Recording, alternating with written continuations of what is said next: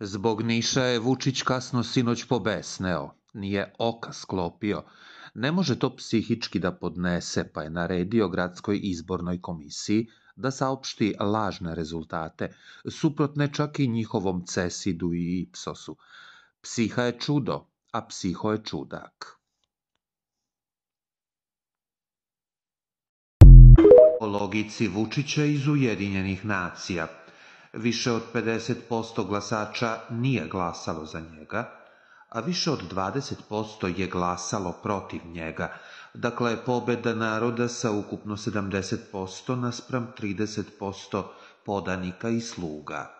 Zbog velikog broja krivičnih dela koja se od jutros izvršavaju po njegovom nalogu, građani imaju i pravo i obavezu po zakonu da izvrše građansko hapšenje Aleksandra Vučića.